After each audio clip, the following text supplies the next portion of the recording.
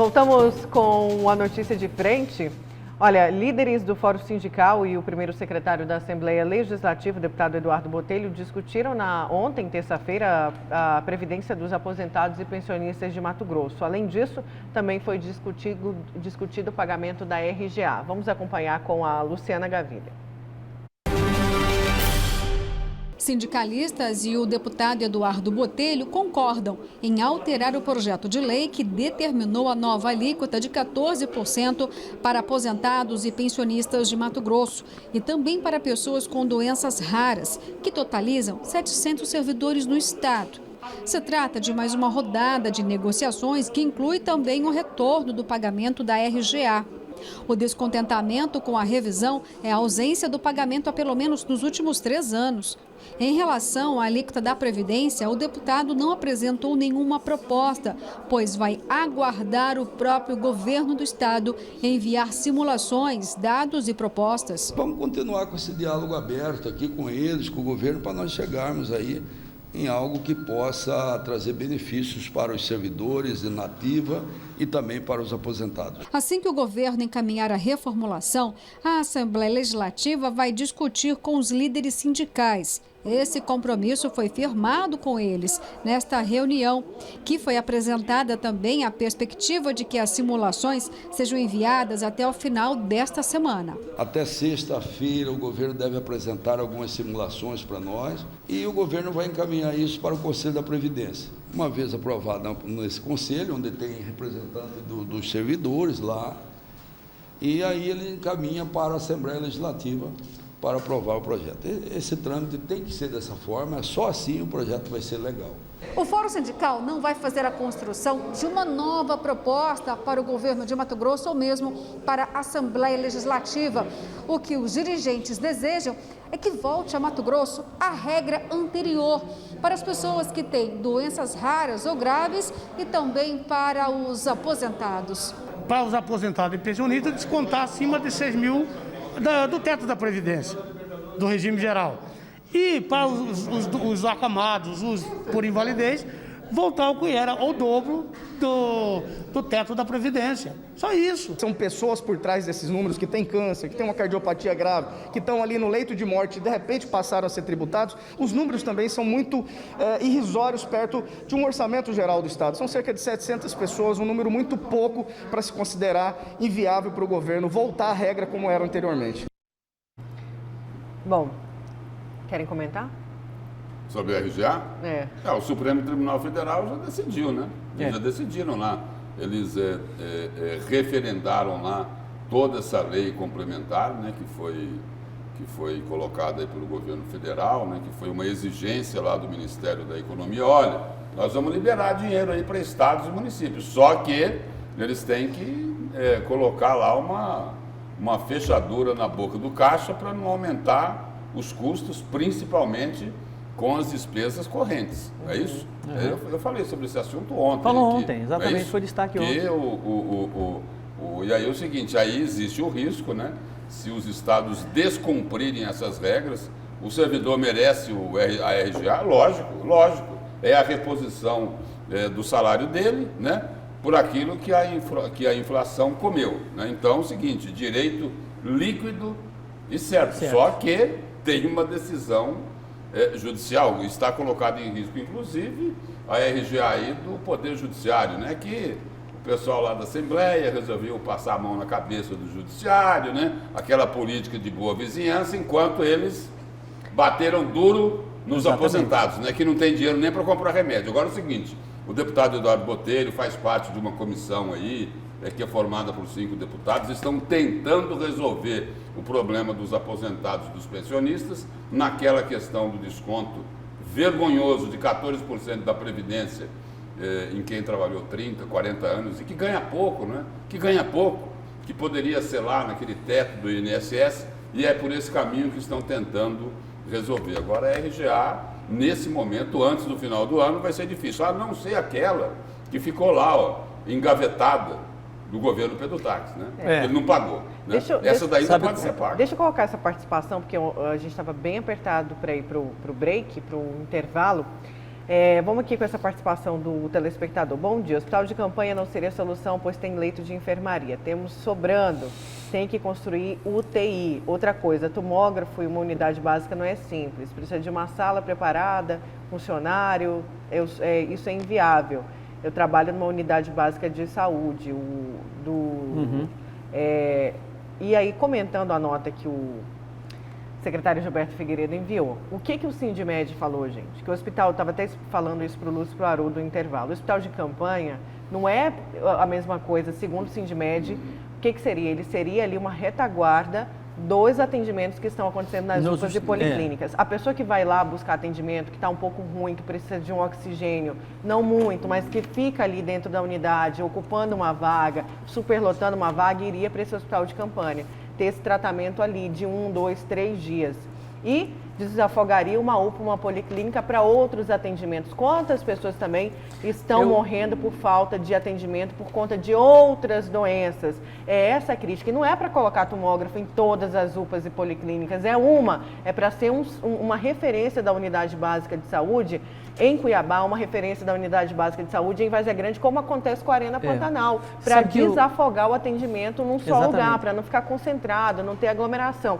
É isso que o Sindmed colocou. Você sabe que essa questão de... O hospital de campanha, ele é para Covid, e as UPAs e policlínicas estão atendendo o Covid, não está dando conta de atender as outras doenças também, Haroldo. É isso que está acontecendo. Sim. Raciocinando sobre essa questão da Covid-19, não só aqui em Mato Grosso, mas no Brasil como um todo, o que eu percebo, pelo menos, né, a sensação que eu tenho, é que a gente sempre atacou, que eu digo o Brasil, as autoridades, sempre atacaram, né, colocaram os médicos, os profissionais de saúde na linha de frente, mas sempre utilizaram como estratégia de guerra, porque é uma guerra contra um vírus, um inimigo invisível, a consequência, focaram na consequência, sabe? Vamos abrir quantas UTIs, vamos fazer isso e aquilo, precisa de respirador. Sempre na consequência, não se preocuparam com a causa. Quer dizer, ou se preocuparam muito menos com a causa. Se nós tivéssemos uma estratégia que pudesse ter mais assertividade na causa, ou seja, com mais fiscalização, né? Com mais planejamento, nesse sentido de realmente coibir e fazer com que a sociedade brasileira entendesse que o problema era grave e os nossos governantes pudessem dar exemplo de como se comportar frente a uma pandemia, nós teríamos uma situação infinitamente menor. Só que nós fizemos a coisa ao contrário, a estratégia não foi correta e continuam persistindo nisso e tem, de certa forma, piorado cada vez mais. Eu tenho uma leitura simples, né, com relação a essa questão da pandemia, que eu acho que a gente poderia ter seguido um outro caminho. Bom, deixa eu voltar agora a conversar ao vivo com o repórter Oliveira Júnior, que vai trazer informações sobre o fechamento da Câmara de Cuiabá para conter a Covid-19. Vamos ao vivo com o Oliveira. Oliveira, conta mais para a gente, então, a partir de hoje?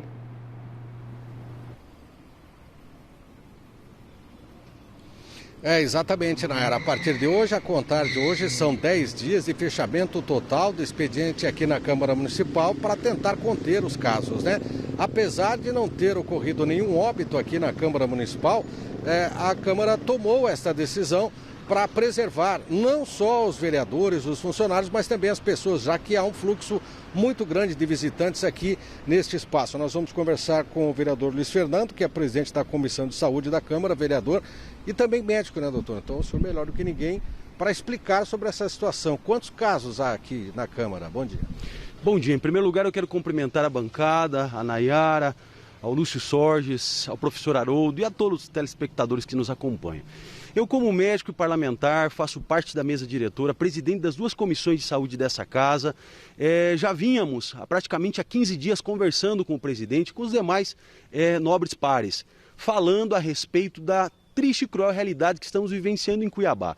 O levantamento que fizemos aqui na casa é que durante esse ano foram feitos aproximadamente 360 testes aqui no nosso ambulatório e desses, mais de 80 pessoas foram testadas de forma positiva para a Covid-19, inclusive vários parlamentares. Nesse momento, nós temos 2 servidores da casa que se encontram internados, né, de forma moderada a grave. Isso nos preocupa.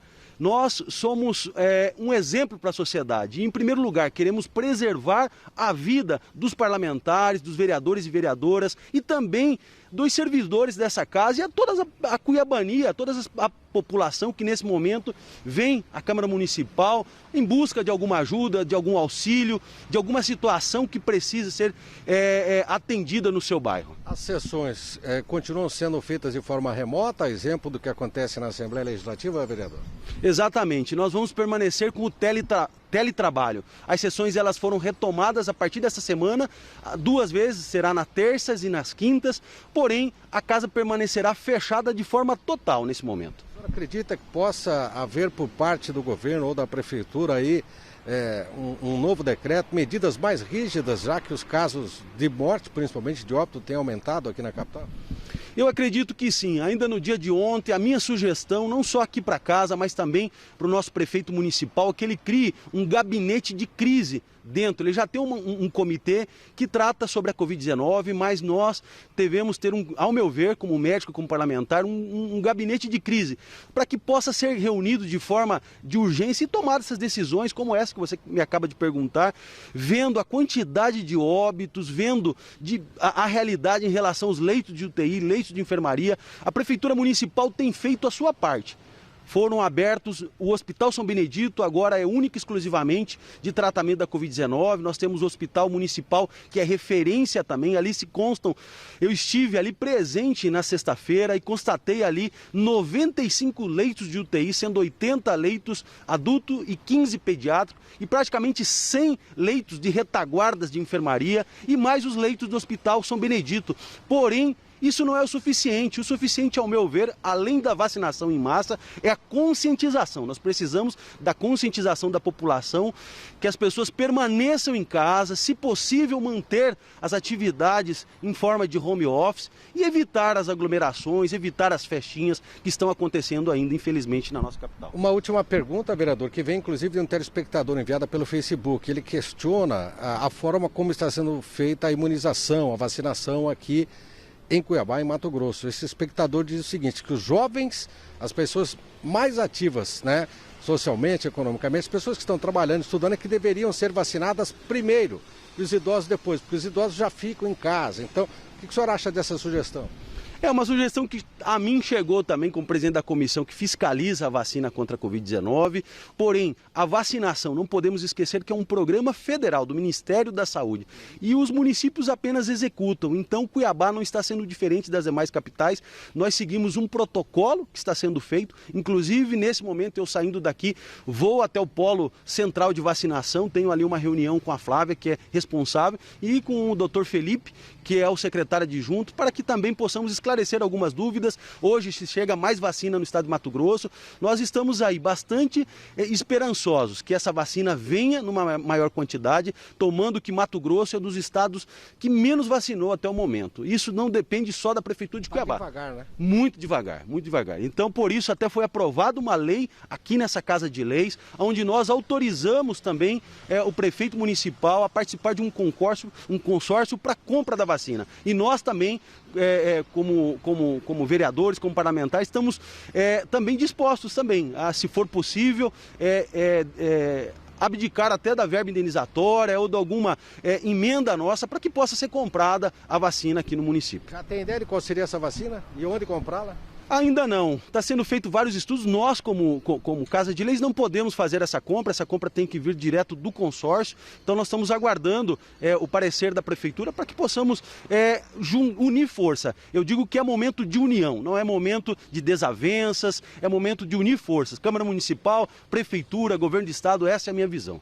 Obrigado, vereador Luiz Fernando. Portanto, a contar de hoje, na Era Luz Professor Haroldo, a Câmara Municipal de Cuiabá está fechada por 10 dias para tentar conter o avanço da Covid-19. Voltamos com vocês. Bom dia. Obrigada, viu, Oliveira, pelas suas informações. Um bom dia. Enquanto isso, tudo bem, tem que conter. Como disse Oliveira, não teve ainda nenhuma morte. Que bom que não teve nenhuma morte na Câmara, mas enquanto isso, os vereadores vão fazer alguma coisa pelo transporte público, que a gente tem mostrado aqui todos os dias, porque lá eles estão protegidos. Agora eles vão fazer home office, os funcionários vão fazer home office. Mas e a população que elegeu aí todos os vereadores para ser porta-voz, para lutar pela população. E aí? A gente está recebendo mensagem aqui, Lúcio. Olha, enfermeiras sobrecarregadas, chorando nas UPAs. Aqui, ó, até mandei um ponto de interrogação. A pessoa disse que mandaram lá de uma UPA, a mãe de uma policlínica, na verdade.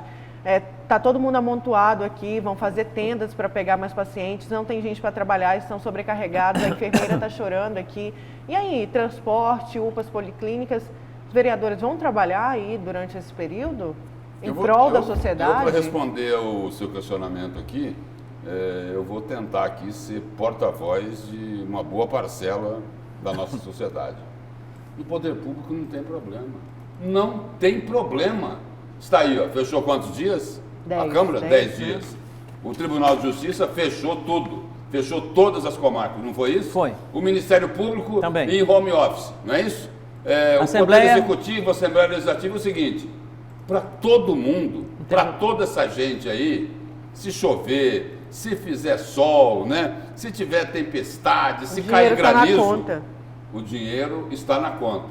E para muitas dessas pessoas, com auxílio disso, com auxílio daquilo, com verba indenizatória. E deveria ser devolvida. Para essa turma aí não tem problema nenhum.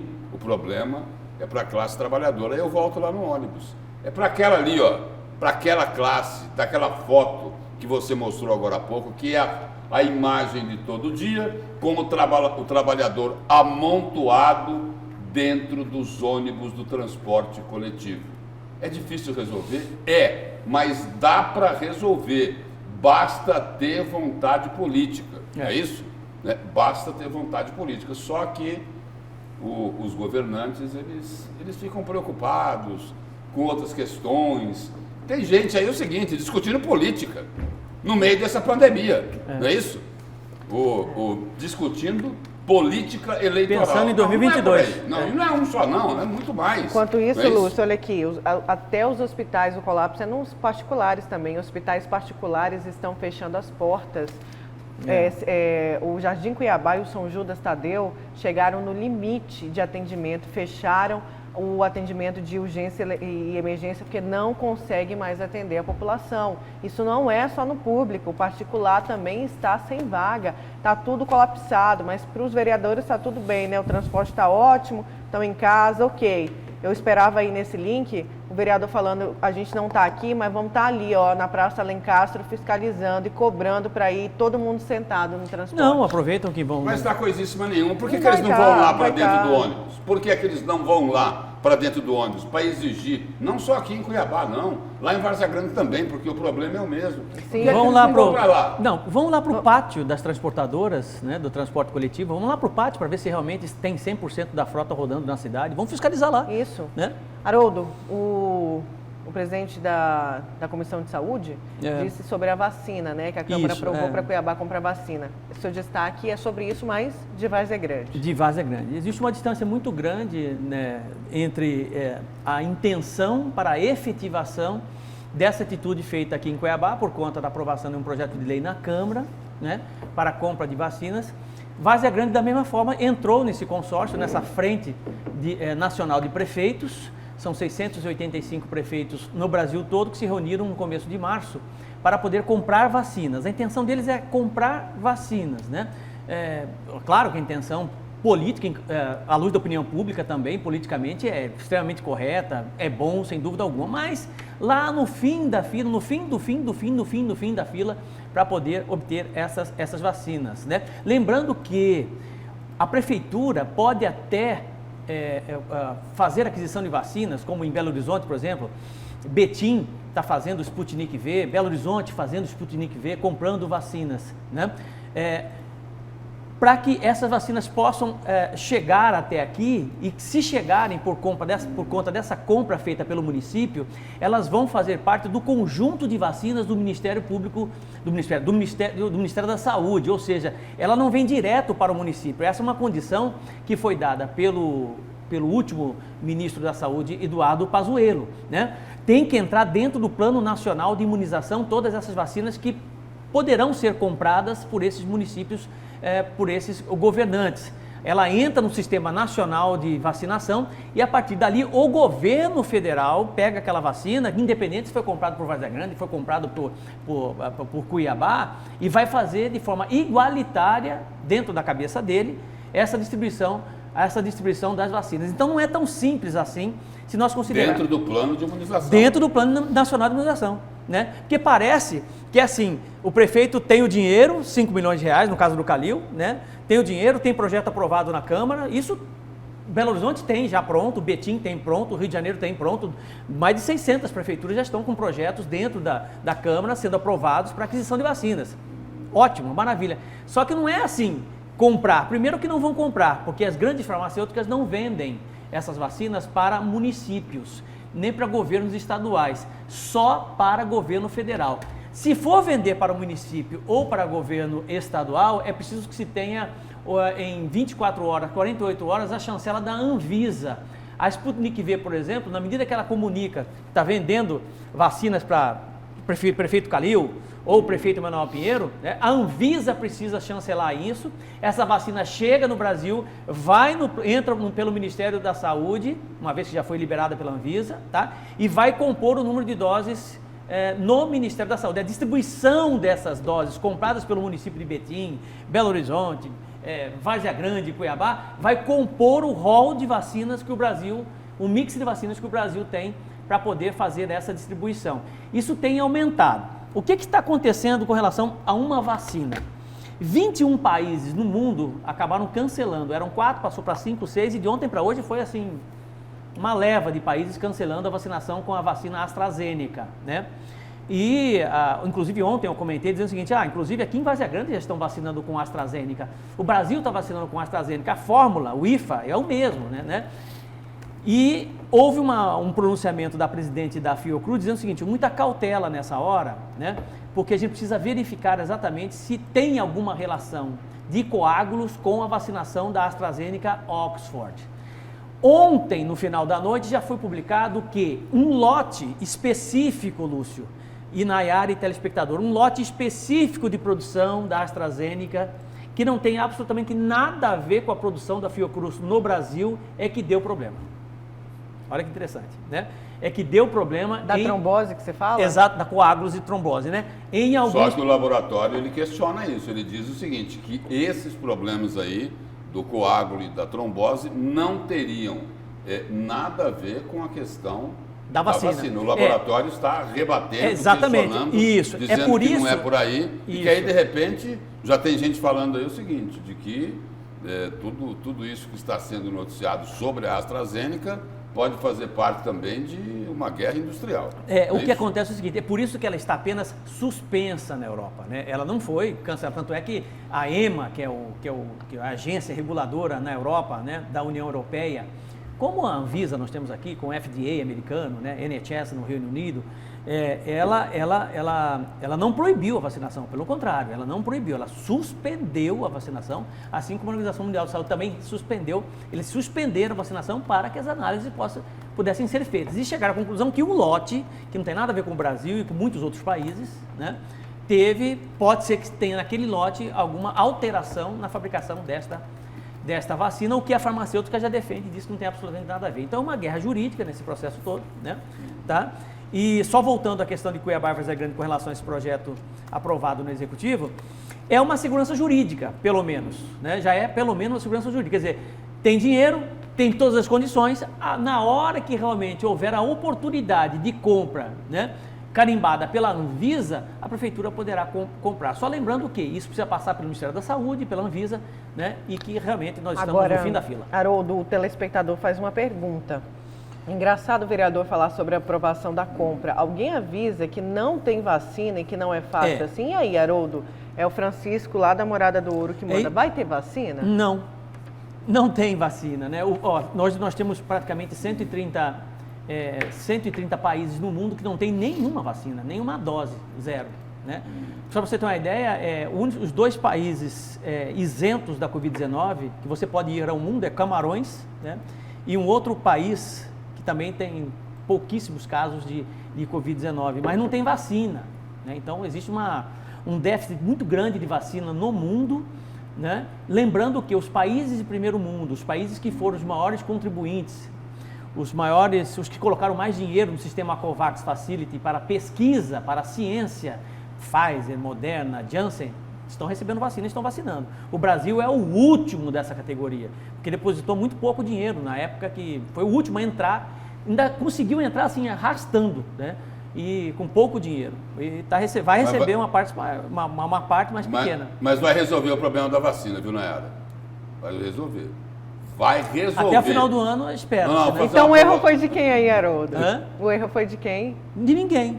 Uai? De quem como assim? Não, porque você está falando assim, o erro nessa condição da compra da vacina foi de quem? Do governo federal não foi, porque a condição que ele tinha para poder entrar nesse consórcio, no COVAX Facility, o dinheiro que ele tinha era muito pouco dinheiro comparado com os Estados Unidos, que investiu trilhões de dólares em pesquisa. Mas tinha uma outra no mercado para investir? Não tinha. O Brasil não tinha opção. Não tinha opção. O Brasil é um país muito pobre, se você comparar com os Estados Unidos e o Canadá, por exemplo, e a Alemanha. Mas quando o presidente diz lá, ó, eu não vou atrás de vacina, quem quiser vender vacina, vem atrás da gente. Quer dizer... Não, mas aí é outro caso. Não é outro caso. Ele disse, Lúcio. Ele disse isso, ele disse isso para a Pfizer. Não. A Pfizer queria impor. Não, ele disse isso para a Pfizer. Foi uma coisa. Foi para a Coronavac que ele falou. Não. Ele disse o seguinte, olha, quem quer vender vacina é o laboratório. O mundo inteiro atrás da vacina e o presidente falou, não, quem quiser vem aqui vender. Né? Eu não vou sair atrás de vacina. Ele disse isso para a Pfizer. A Pfizer queria empurrar nas nossas costas um contrato completamente leonino, sem garantias nenhuma. Né? Se desse sequelas na vacina, nós que tínhamos que assumir todo o problema. Mas agora quer a Pfizer do jeito que E 6 meses depois está comprando Esse é o problema. Jeito. Quando apareceu a primeira vacina, lá em agosto do ano passado, o Brasil depositou 1 bilhão e 900 milhões de reais na compra de Coronavac e Sinovac.